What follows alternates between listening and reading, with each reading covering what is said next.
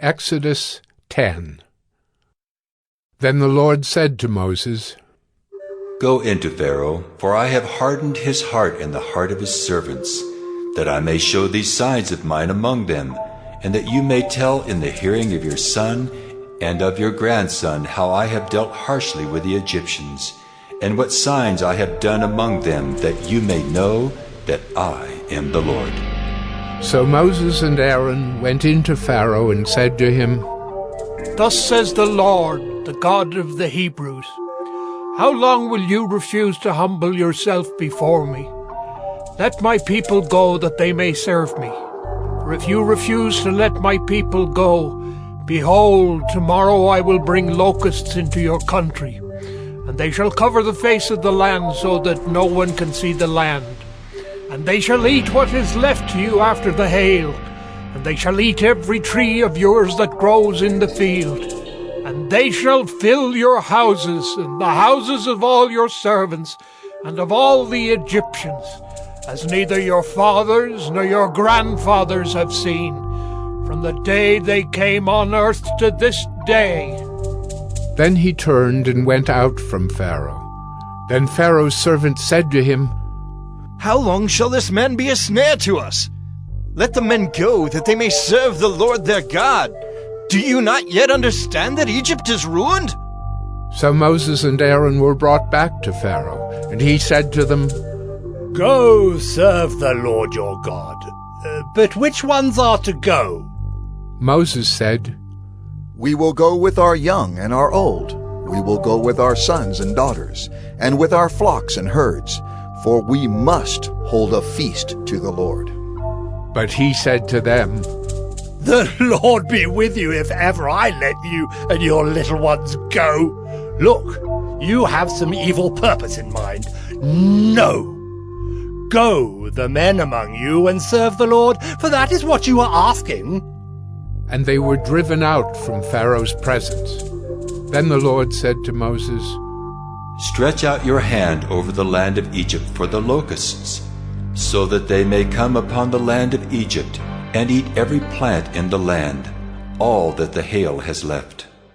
So Moses stretched out his staff over the land of Egypt, and the Lord brought an east wind upon the land all that day and all that night. When it was morning, the east wind had brought the locusts. The locusts came up over all the land of Egypt, and settled on the whole country of Egypt, such a dense swarm of locusts as had never been before, nor ever will be again.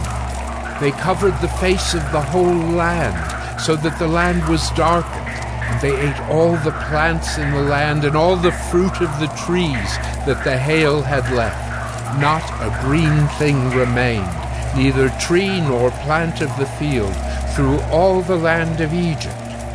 Then Pharaoh hastily called Moses and Aaron and said, I have sinned against the Lord your God and against you.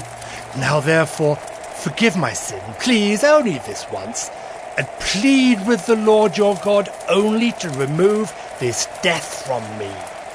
So he went out from Pharaoh and pleaded with the Lord. And the Lord turned the wind into a very strong west wind, which lifted the locusts and drove them into the Red Sea. Not a single locust was left in all the country of Egypt. But the Lord hardened Pharaoh's heart, and he did not let the people of Israel go. Then the Lord said to Moses, Stretch out your hand toward heaven, that there may be darkness over the land of Egypt, a darkness to be felt. So Moses stretched out his hand toward heaven, and there was pitch darkness in all the land of Egypt 3 days. They did not see one another, nor did anyone rise from his place for 3 days. But all the people of Israel had light where they lived.